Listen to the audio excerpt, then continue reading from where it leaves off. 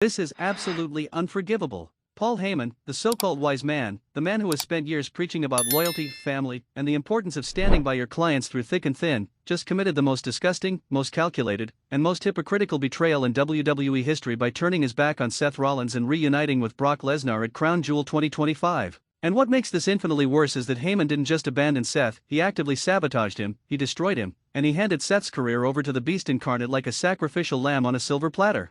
I need you to drop a comment immediately if you think Paul Heyman is the biggest snake in professional wrestling history, because what happened at Crown Jewel wasn't just a swerve or a shocking twist, it was a premeditated assassination of Seth Rollins' credibility, orchestrated by the one man Seth trusted when everyone told him Paul Heyman could never be trusted. Seth Rollins stood in that ring broken, bloodied, and betrayed, staring at Paul Heyman's smirking face as Brock Lesnar stood over his destroyed body, and all Heyman could do was shrug and say the three words that will haunt Seth forever: it's just business. But before I break down every sickening detail of this betrayal, before I reveal the shocking backstage information about how long Heyman has been planning this double-cross, and before I expose the real reason why Paul Heyman chose Brock Lesnar over Seth Rollins after months of pretending to care about Seth's success, you need to smash that like button if you believe that Paul Heyman has proven once and for all that he is incapable of genuine loyalty and will always choose power over principles. Because what I'm about to tell you about the backstage manipulation, the contract negotiations that led to this moment, and the devastating impact this will have on Seth Rollins' future is going to make you furious. Let me take you through exactly what happened at Crown Jewel 2025, step by excruciating step,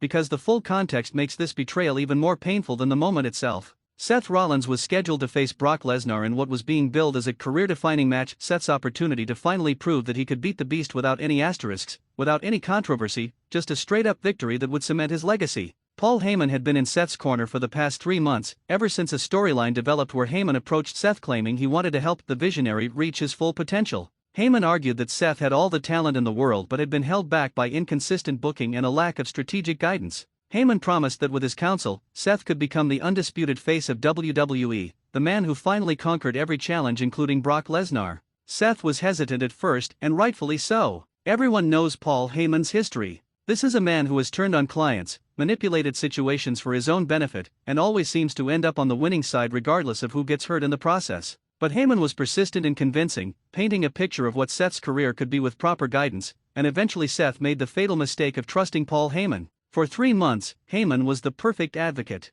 He cut promos hyping up Seth as the greatest wrestler of this generation. He strategized Seth's matches and helped him pick up key victories. He was in Seth's corner during every important segment, providing advice and support. Seth started to believe that maybe, just maybe, Paul Heyman had finally found a client he genuinely cared about beyond just using them as a meal ticket. And then Crown Jewel happened, and the truth was revealed in the most brutal way possible. The match between Seth Rollins and Brock Lesnar started as expected, an absolute war between two of the best to ever do it. Seth was bringing everything he had, hitting Brock with multiple super kicks, multiple stomps, refusing to back down despite Brock's overwhelming power advantage. The crowd was electric, completely invested in Seth's journey to finally slay the Beast. Paul Heyman was at ringside, supposedly in Seth's corner, yelling instructions and encouragement. Every time Brock hit a big move, Heyman looked concerned. Every time Seth mounted a comeback, Heyman celebrated. To everyone watching, it appeared that Heyman was exactly what he claimed to be, Seth's advocate and strategic advisor. The match reached its climax when Seth hit Brock with a devastating curb stomp that should have ended the match. Seth went for the cover, the referee counted 1, 2, and then Paul Heyman pulled the referee out of the ring. The crowd gasped in confusion. Did Heyman just make a mistake? Was he trying to help Seth and accidentally stop the count? But then Heyman's face changed. The concern, the support, the genuine emotion, it all disappeared, replaced by that smirk that Paul Heyman is famous for, that calculating look that tells you he's been 3 steps ahead this entire time. And in that moment, everyone watching knew what was about to happen, but we all desperately hoped we were wrong. Heyman reached under the ring and pulled out a steel chair. Seth, exhausted and confused, was trying to understand what was happening. Heyman slid the chair into the ring, not to Seth, but to Brock Lesnar. The Beast grabbed the chair, a sick smile spreading across his face as he realized what was happening. And Seth Rollins, the man who had trusted Paul Heyman, stood there in shock as the betrayal unfolded before his eyes. What happened next was sickening. Brock Lesnar destroyed Seth Rollins with that steel chair, hitting him repeatedly with shots to the back, the ribs, the legs. Seth tried to fight back, tried to escape, but he was outnumbered and outsmarted. Heyman distracted the referee every time it looked like Seth might recover, ensuring that the Beast had all the time he needed to completely dismantle the Visionary. Finally, after what felt like an eternity of punishment, Brock hit Seth with an F5 onto the steel chair. The referee, who Heyman finally allowed to do his job, counted the 3, and Brock Lesnar stood victorious while Seth Rollins lay broken in the center of the ring. And Paul Heyman? He walked over to Brock, raised the Beast's hand, and then the two of them celebrated together like they had never been apart. The Crown Jewel crowd was in shock. The commentary team was speechless. And Seth Rollins, when he finally regained consciousness, had to watch the replay on the big screen showing Paul Heyman, the man he trusted, handing his career over to his greatest rival. But here's what makes this betrayal even more disgusting. According to backstage sources I've spoken with, Paul Heyman was planning this from day one. The entire 3-month period where Heyman was supposedly helping Seth, where he was building Seth's confidence and positioning him for success, was all part of an elaborate setup designed to make the eventual betrayal as devastating as possible. Heyman apparently approached Brock Lesnar months ago with a plan to create a moment at Crown Jewel that would re-establish Brock as the most dominant force in WWE while simultaneously destroying Seth Rollins' credibility. The plan was simple but evil: gain Seth's trust, build him up, make him believe he finally had the support and strategy to beat Brock, and then pull the rug out from under him at the worst possible moment. Brock was apparently skeptical at first, questioning whether the plan was worth the time investment and whether Seth was even important enough to warrant this level of manipulation. But Heyman convinced Brock that the long-term benefit would be worth it. By showing that even when Seth had everything going for him, including the greatest manager in wrestling history in his corner, he still couldn't beat Brock Lesnar, they would cement Brock's legacy as truly unbeatable. And WWE management knew about this. Triple H, who supposedly prides himself on logical storytelling and protecting talent, approved this plan. They knew that Seth Rollins was being set up for a devastating betrayal, they knew that Paul Heyman was playing a long con, and they decided it was worth sacrificing Seth's credibility for the moment it would create at Crown Jewel. Let me tell you about the specific ways Heyman manipulated Seth over those 3 months, because understanding the depth of the deception makes the betrayal even more infuriating. Heyman didn't just pretend to support Seth professionally, he wormed his way into Seth's personal life, creating a friendship that made the eventual betrayal cut even deeper. Heyman would have long conversations with Seth about the business, about Seth's family, about his fears and insecurities. Heyman positioned himself as a mentor and a friend, not just a business associate. Seth started inviting Heyman to family dinners, introducing him to people in Seth's inner circle, treating Heyman like someone who genuinely cared about his well-being. And the entire time, Heyman was gathering information that he could use against Seth, learning Seth's weaknesses, his vulnerabilities, his psychological pressure points. When the betrayal happened at Crown Jewel, Heyman knew exactly how to maximize the damage because he had spent 3 months studying Seth like a scientist studies a lab rat. Some of the backstage stories about Heyman's manipulation are chilling in their calculation. There was apparently a moment a few weeks before Crown Jewel where Seth expressed doubt about whether he could actually beat Brock, and Heyman gave this beautiful speech about believing in yourself and trusting your instincts. Seth was moved to tears by Heyman's words, feeling grateful to have someone who believed in him so completely. And the entire time, Heyman was probably laughing internally knowing that he was about to destroy everything Seth believed in. There was another incident where Seth's wife Becky Lynch apparently warned Seth about trusting Heyman, reminding Seth of Heyman's history of betrayals. Seth defended Heyman, arguing that people can change and that Heyman had proven his loyalty through his actions. Seth apparently got into an argument with Becky over this, straining their relationship because Seth was so convinced that Heyman was different this time. And now Seth has to live with the fact that Becky was right, that his stubbornness and naivete led him directly into Heyman's trap. Let's talk about the immediate aftermath of the betrayal, because what happened in the hours and days following Crown Jewel reveals just how devastating this was for Seth Rollins emotionally and professionally. According to multiple sources, Seth was completely shattered backstage after the match. He sat in his locker room for over an hour, refusing to speak to anyone, just replaying the betrayal over and over in his mind. When Seth finally did emerge, witnesses say he looked like a broken man, not just physically beaten from the match and the chair shots, but psychologically destroyed by the betrayal. Seth reportedly went looking for Paul Heyman backstage, wanting answers, wanting to understand why Heyman did this. But Heyman had already left the building with Brock Lesnar, the two of them celebrating their successful manipulation like it was the greatest achievement of their careers. Seth did eventually cut a promo via video package that aired on the following week's Raw,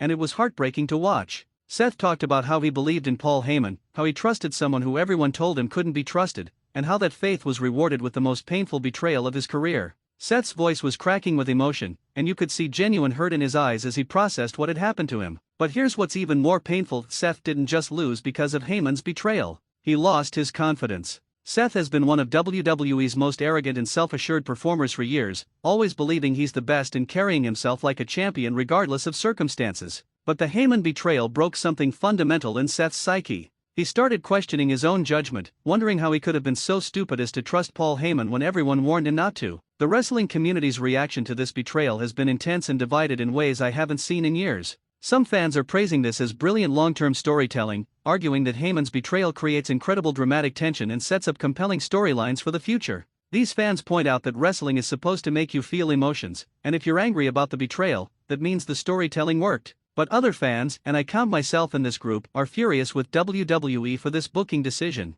We argue that Seth Rollins is too valuable to be used as a prop in Paul Heyman and Brock Lesnar's storyline. Seth is a former world champion, a WrestleMania main eventer, one of the most talented in-ring performers in the world. Using him as a sacrificial lamb to make Brock look dominant is short-sighted and disrespectful to Seth's contributions to WWE. There's also significant anger directed at Paul Heyman specifically, with fans arguing that this betrayal damages Heyman's credibility as a character. How many times can Heyman betray clients before the audience just stops caring? How many times can we watch the Paul Heyman turns on his guy storyline before it becomes boring and predictable? Some fans argue that Heyman should have stayed loyal to Seth, that it would have been more surprising and more interesting to see Heyman actually commit to someone long-term. Social media has been exploding with debates about this situation. The hashtags #Heyman, #Seth Rollins, and #CrownJewel have been trending for days, with passionate arguments on both sides. Some fans are creating elaborate fantasy booking scenarios for how Seth should get his revenge, while others are writing WWE off entirely for what they see as terrible storytelling that sacrifices long-term character building for short-term shock value.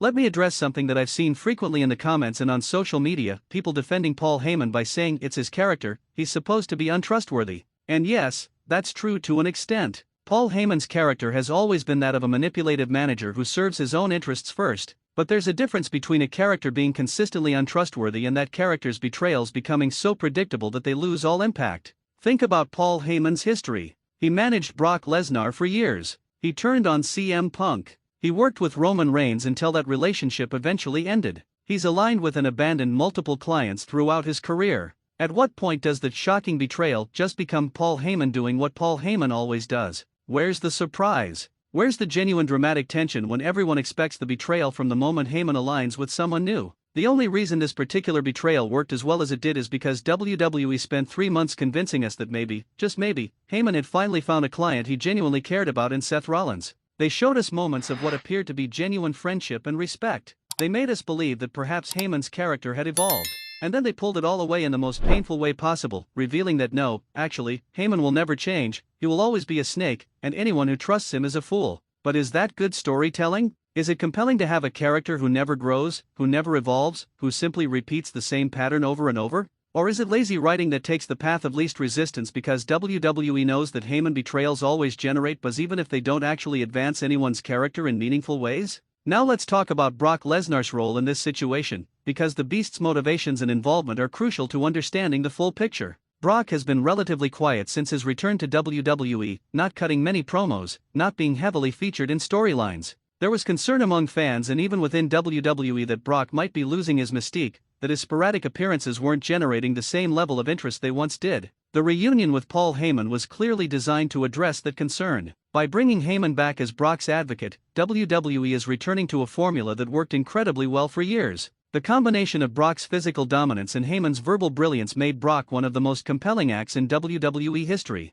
WWE is hoping that recapturing that magic will reinvigorate Brock's character and give him fresh storyline opportunities. But here's the problem with that strategy, it comes at Seth Rollins' expense. Seth is a full-time performer who shows up every week, works his ass off, and does everything WWE asks him to do. Brock is a part-time performer who shows up a few times a year for big paydays. By having Heyman betray Seth to reunite with Brock, WWE is sending a message that the part-time special attraction is more valuable than the full-time workhorse. And that's insulting to Seth and to every other wrestler who grinds it out week after week. Brock's involvement in Heyman's manipulation also raises questions about Brock's character. Is Brock supposed to be a heel who orchestrated this betrayal? If so, WWE needs to commit to that portrayal and give the audience a babyface who can eventually defeat Brock and give us the satisfaction of seeing justice served. But WWE has a history of presenting Brock as a tweener or even a babyface despite his actions, asking the audience to cheer for him because he's dominant and special, regardless of how he treats people. If WWE tries to make Brock a babyface after he participated in this vicious betrayal of Seth Rollins, that would be absolute garbage booking that ignores basic storytelling principles. You can't have a character do something this heinous and then expect the audience to forget about it and cheer for him just because he's strong and cool. Let me share some backstage information about the contract negotiations that apparently played a role in this storyline, because understanding the business side provides important context. According to sources, Paul Heyman's contract with WWE was coming up for renewal around the same time as the Crown Jewel event. There were negotiations happening about Heyman's role in the company, how much he would be featured, and which performers he would be associated with. Heyman apparently had significant leverage in these negotiations because WWE values his promo skills and his ability to elevate talents through his advocacy. Heyman could have demanded to work with almost anyone on the roster, or he could have negotiated a deal where he appears less frequently for premium rates. What Heyman chose to do was negotiate a deal where he would return to managing Brock Lesnar exclusively, with the understanding that this reunion would be a major storyline component for both Raw and SmackDown going forward. Heyman argued that he and Brock together are more valuable than Heyman with any other client, and WWE apparently agreed, hence the decision to have Heyman betray Seth and return to Brock's side. But here's what's disgusting about this: Seth Rollins was apparently not informed about these contract negotiations or the plan for Heyman to betray him until very close to Crown Jewel. Seth had been working with Heyman for months, trusting him, building storylines around their partnership, and WWE and Heyman kept him in the dark about the eventual betrayal for authenticity purposes. When Seth finally learned about the plan, sources say he was livid. Seth argued that he deserved to know what was happening with his own storylines, that being kept in the dark showed a lack of respect for his contributions to the company. But WWE management and Heyman convinced Seth that the betrayal would be more effective if Seth was genuinely shocked and hurt when it happened, that his authentic emotional reaction would make the moment that much more powerful. So Seth agreed to go along with it, but he was not happy about the decision, and there are reports that Seth's relationship with both Heyman and WWE management has been strained in the aftermath. Seth feels used and manipulated, not just in storyline but in real life, and that's creating genuine backstage tension that could affect WWE's creative plans going forward. Let's discuss what this means for Seth Rollins' future, because the short-term and long-term implications of this betrayal are significant. In the immediate future, Seth obviously wants revenge against both Paul Heyman and Brock Lesnar. That's basic wrestling storytelling: babyface gets betrayed, babyface seeks revenge, eventually babyface gets satisfaction by defeating the people who wronged him. But the path to that revenge is complicated. Seth can't just beat up Paul Heyman. Heyman is a non-wrestler manager, and having Seth attack him would make Seth look like a bully. Seth needs to get revenge on Brock Lesnar, but Brock is presented as nearly unbeatable. Seth has lost to Brock multiple times throughout their careers. How is Seth supposed to suddenly be able to defeat the Beast when he couldn't do it even with Heyman's help? WWE needs to be very careful about how they book Seth's revenge arc. If Seth just loses to Brock again in their next encounter, then the betrayal was pointless because it didn't lead to any character growth or satisfying resolution. But if Seth suddenly becomes capable of beating Brock despite not being able to before, that undermines the believability of Brock's dominance and makes you wonder why Seth needed Heyman in the first place. The ideal scenario would be a long-term story where Seth has to grow and evolve as a character, learning from the betrayal, becoming more cynical and calculating, and eventually developing the mental tools necessary to outwit both Heyman and Brock. But that requires patience and commitment to long-term storytelling, qualities that WWE doesn't always demonstrate. There's also the question of whether Seth should remain a babyface after this betrayal or whether he should turn heel as a result of his psychological damage. Some fans are arguing that Seth should become a dark babyface, someone who's still fighting the bad guys but using increasingly questionable methods because the betrayal broke something fundamental in his moral compass. That could be fascinating character work if WWE commits to it. Others argue that Seth should just fully embrace being a heel, saying if I can't trust anyone, then why should anyone trust me, and becoming the very thing he fought against. Seth has proven he can be an incredible heel when given the opportunity, and a motivated, vengeful heel Seth Rollins could be must-see television. But WWE has to decide what they want Seth's character to be and commit to that direction. They can't just have Seth flounder around without clear motivation or character development. The betrayal created an opportunity for major character evolution. WWE needs to capitalize on that opportunity rather than wasting it. Let me address the broader implications this has for WWE's storytelling philosophy, because the Heyman betrayal is symptomatic of larger issues with how WWE approaches character development and long-term planning. WWE has become increasingly reliant on shock value and surprising moments rather than earned, logical storytelling that builds over time. The Heyman betrayal is shocking, yes, but was it necessary? Did it serve the characters involved or did it just create a moment for social media engagement? WWE seems more concerned with creating clips that will go viral on Twitter and Instagram than with telling coherent, satisfying stories that respect the intelligence of their audience. This approach works in the short term. People definitely talked about the Heyman betrayal, it trended on social media, it generated buzz for Crown Jewel. But in the long term, this approach damages audience investment because fans learn not to get too attached to any storyline or character relationship since it could all be thrown away tomorrow for a surprising swerve. Why should fans invest emotionally in Seth Rollins' partnership with Paul Heyman if WWE is just going to destroy that partnership for shock value? Why should fans believe in any alliance or friendship in WWE when they all seem destined to end in betrayal? This cynical approach to storytelling might generate temporary interest, but it erodes the foundation of trust between WWE and its audience. Wrestling at its best is about creating characters we care about, storylines we're invested in, and payoffs that feel earned and satisfying. The Heyman betrayal might be shocking, but if it doesn't lead to a satisfying payoff for Seth Rollins, if it's just another example of WWE prioritizing moments over substance, then it's ultimately a failure of storytelling regardless of how much buzz it generated. Make sure you're subscribed to WrestlingNewsCC with all notifications turned on, because I'll be covering every single development in this storyline as it unfolds. Will Seth get his revenge? Will Brock and Heyman continue their dominance? Will WWE commit to telling a complete story, or will they move on to the next shocking moment? You'll want comprehensive coverage of all of it. Drop a comment right now with your honest opinion. Was Paul Heyman's betrayal of Seth Rollins brilliant storytelling or terrible booking? Do you think Seth can recover from this, or has his credibility been permanently damaged? Are you interested in seeing Brock and Heyman back together, or are you tired of WWE recycling the same partnerships over and over? I want to hear your thoughts. Smash that like button if you believe Seth Rollins deserved better than to be used as a stepping stone in Paul Heyman and Brock Lesnar's reunion tour. Share this video with every wrestling fan who needs to understand the full context of what happened at Crown Jewel and why so many people are furious about WWE's booking decisions. This is Wrestling News CC, bringing you honest, unfiltered analysis of the wrestling business. Unlike other channels that just praise everything WWE does, I'm going to tell you the truth about what's working, what's not working, and why decisions like the Heyman betrayal are problematic even if they generate temporary buzz. The wrestling business deserves better, Seth Rollins deserves better, and you deserve better than lazy storytelling disguised as shocking moments.